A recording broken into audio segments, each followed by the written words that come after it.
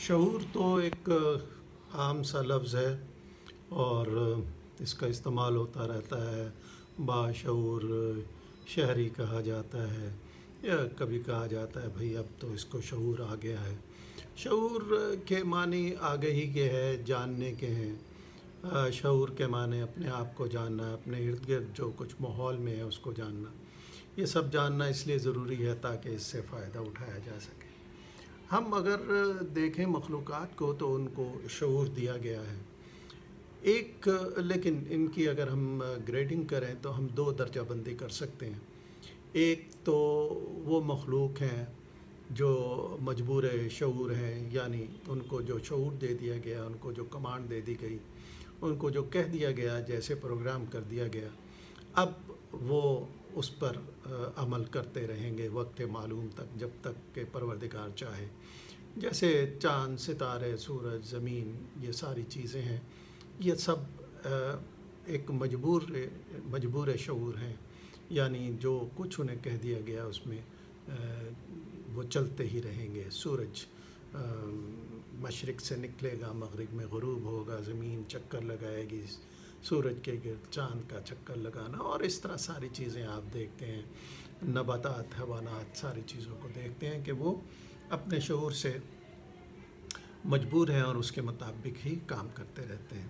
ایک دوسری مخلوق ہے جس کو شعور کے ساتھ اختیار دیا گیا۔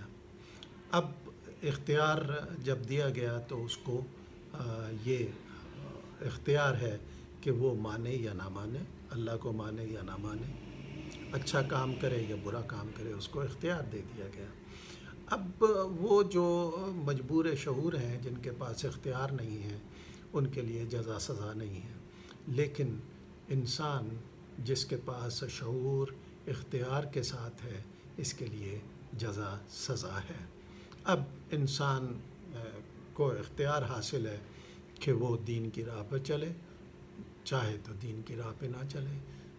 آپ نے دیکھا ہوگا کہ انسان اللہ کا ہی انکار کر دیتا ہے۔ اب آپ نے یہ دیکھا ہوگا کہ لادین لوگوں کی تعداد بڑھتی چلی جا رہی ہے۔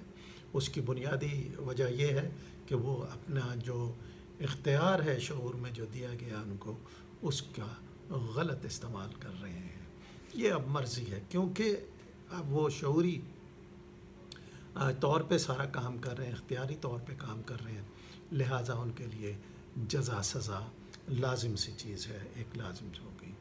انسان جو کچھ حاصل کرتا ہے وہ اپنی کوشش سے، محنت سے حاصل کرتا ہے۔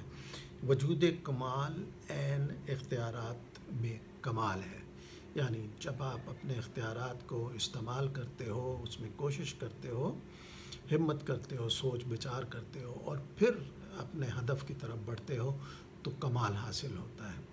اب کبھی ایسا نہیں ہو سکتا کہ ایک شخص ہمت کوشش نہ کرے اور پھر وہ کوئی کمال حاصل کر سکے، یہ ممکن نہیں ہے، ناممکن ہے۔ خواہ وہ دنیا کا میدان ہو، وہاں بھی کوشش کرنا ضروری ہے، خواہ وہ دینی معاملات میں آگے بڑھنا چاہ رہا ہے، وہاں بھی کوشش کرنا ضروری ہے۔